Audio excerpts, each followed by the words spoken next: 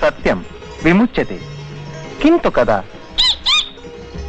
पश्य पश्य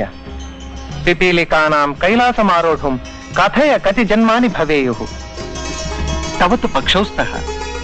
यदि प्रभवसि बहिरागन्तुम् उड्डयसे विहायसि क्षणेन पदं निददासि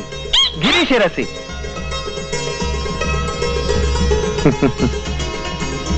किं पुनरपि दद्याम् द्राक्षाम्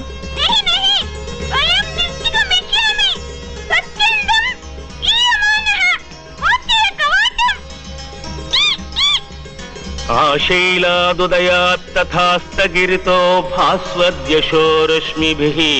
व्याप्तं विश्वमनन्धकारमभवत्